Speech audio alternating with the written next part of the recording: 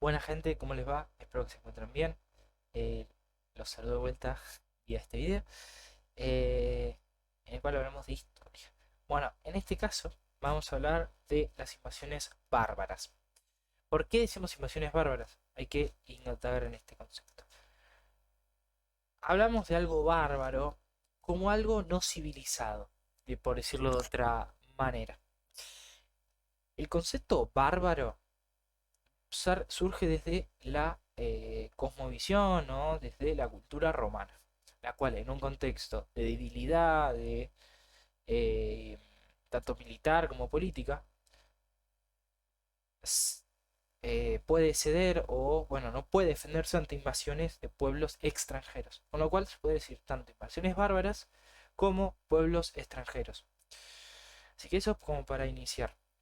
Por eso cuando hablamos de bárbaro hablamos de una visión de un romano, el cual ve como su ciudad, que históricamente fue una de las mejores ciudades, que concentró el poder político en toda Europa, era invadida por personas o pueblos los cuales no tenían una organización política, no tenían un avance militar, ni económico, ni cultural, que desde un romano veía, que era su cultura.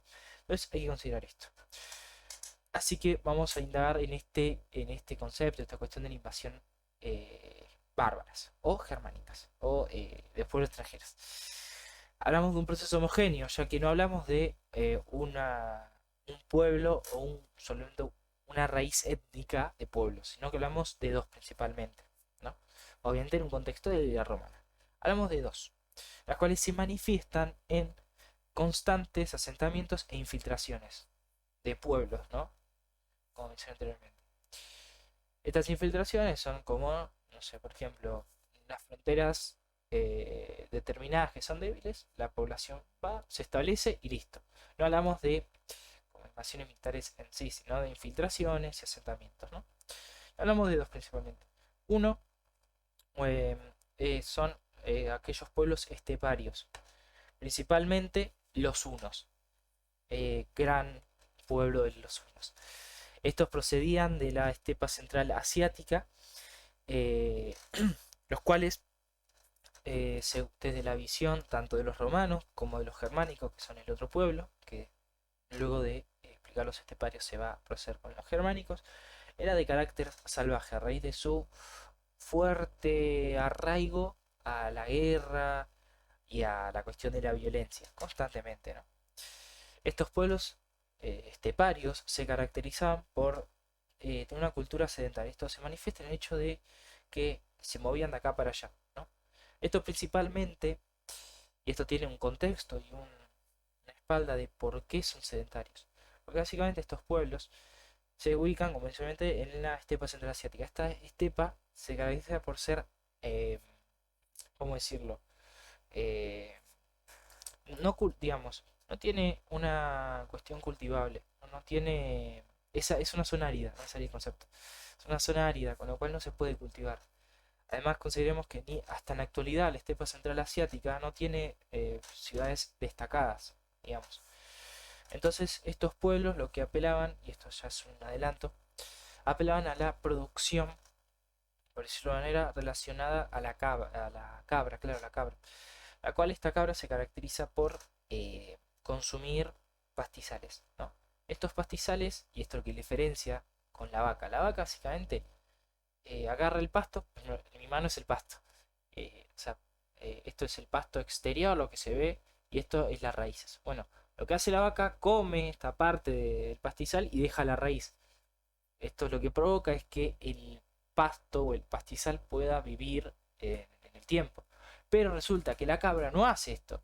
La cabra, digamos, lo que hace es agarrar el pastizal y llevarse todo, llevarse el pastizal exterior, por decirlo de manera, y la raíz, provocando que por donde pasa la cabra o los unos, la tierra prácticamente queda infértil, provocando que por esto los unos o los pueblos de carácter eh, que se basan su economía, su subsistencia en la cabra, todo lo que está relacionado con la cabra, tienen que moverse de territorio en territorio para conseguir mayor pastizales, si no, se mueren de hambre básicamente. Por eso esto es lo que los destaca, una de tantas cuestiones. El hecho también que acompaña el hecho de que no sean sedentarios, que sean sedentarios, es que no pueden establecer dominios territoriales permanentes. Con lo cual, estos unos, o los unos, lo que hacen es ingresar a las ciudades, saquear e irse. Listo, ya está. O sea, invadir, saquear e irse, básicamente. Bueno, otra cuestión, por decirlo de otra manera, que caracteriza a los hunos, o las invasiones bárbaras de los hunos, es que se combina tanto la actividad económica, con lo de las cabras, con lo perdón, con lo militar, ¿no? El saquear y esas cosas. Eh, Hay que destacar también que estos pueblos se caracterizan, en este caso el estepario, ¿no? Obviamente, porque estoy hablando de los esteparios, no concentran las tierras, sino que hablamos de una cuestión de llegar al territorio, explotarlo lo más posible e irse a otros para explotar esa otra tierra, digamos, ¿no? No forman ciudades, básicamente, porque son pueblos de carpas, porque se mueven de un lado a otro, por eso son sedentarios. Eh, Luego tampoco apelan a la escritura, con lo cual habla de que no son sociedades administrativas, no son como los romanos, como los futuros estados, sino que se mueven de acá para allá y no es importante escribir ni establecer un dominio, ni la cuestión administrativa, ¿no? Entonces por eso no podían ni formar gobiernos, ni establecer un dominio permanente a través de estos gobiernos, ¿no? No concentran riquezas, sino que saquean las riquezas, digamos. Lo que respecta a la superioridad técnica no la existía, ¿no? Entonces por esto no podían dominar el territorio permanentemente, por eso se invadían y saqueaban. No había clases sociales, sino que había jerarquías por estamentos o estatus. El hecho de que una persona al cazar más tenía un estatus determinado y era más o mejor que otro, digamos. Eh, Estos unos fueron derrotados a finales del siglo V después de Cristo, específicamente en el 551, de la mano de los romanos, en un contexto de divinidad, todo, ¿no? Y el rey de los visigodos. ¿Por qué el rey de los visigodos ayudó a los romanos a evitar que los hunos avancen en el territorio? Porque básicamente, si los romanos cedían y eran derrotados, los hunos iban a derrotar a los visigodos. Entonces, era más que nada un bien común. Entonces dijeron, bueno, más que nada hago esta declaración, o esta aclaración, disculpen. Porque básicamente los visigodos, que es uno de los pueblos germánicos que vamos a mencionar ahora, eran enemigos directos de los romanos. Entonces, por eso es importante destacar esta data, ¿no? Y ahora sí, hablando de los pueblos, y bueno, nada más ni nada menos, uno de los tantos referente de los hunos es Atila. Así que Atila el Huno. Un gran conquistador y muy destacado, digamos, en la historia. Bueno, Atila el Huno, sí. Eh, porque arriba tengo la aclaración porque se me confundo con otro personaje. Bueno, ahora hablando del otro grupo de pueblos que son los germánicos. Los germánicos hablamos principalmente de tres oleadas de invasiones. En primera instancia, hablamos de los visigodos, los vándalos, entre otros, por ejemplo. Luego hablamos de los francos y los sajones. Y por último, hablamos de los lombardos. Bien, estos pueblos que se encuentran ubicados en lo que es en la actualidad Alemania y los países aledaños a Alemania, de tal carácter así, digamos que si no ve a Alemania así por lo menos, básicamente los pueblos del norte de Europa, se movieron a lo que es al sur, ¿no? A lo que es la península itálica o Roma, con la siguiente justificación. Son tres teorías. Una es la cuestión geográfica. A raíz de que al crecer la población se expulsa población al sur. Este caso es muy parecido a lo que se hacía en Grecia, ya que la población excedente de Grecia se enviaba a la Magna Grecia, que es el sur de la península itálica. La segunda teoría o la segunda justificación es por cuestiones de cambio climático. ¿Esto por qué? Ya que en el norte de Italia descendía mucho la temperatura. Al descender la temperatura, más frío, menor posibilidad de cultivar. Esto perdón, los pueblos germánicos son pueblos basados tanto en la agricultura como en la ganadería, entonces no sobrevivían. Entonces apelan a eh, territorios más del Mediterráneo, donde hace más calor, básicamente. Italia, o sea, la península itálica, entre otros, ¿no? Más cálidas, básicamente. Y por último, esta es una de las más importantes para mí y que explica mucho. Una de las, a tal punto que me arriesgo a decir, una de las más reales o fehacientes. Que es por decirlo, un efecto dominó. ¿Por qué? Porque básicamente los pueblos esteparios, los unos entre otros, iban avanzando a lo que es el norte de Europa. Entonces, estos pueblos germánicos, para no ser invadidos y al saber que no van a poder defenderse, lo que hacen es moverse al sur y llegar hasta lo que es Roma, por ejemplo, siendo esta la más aceptada, como mencioné anteriormente.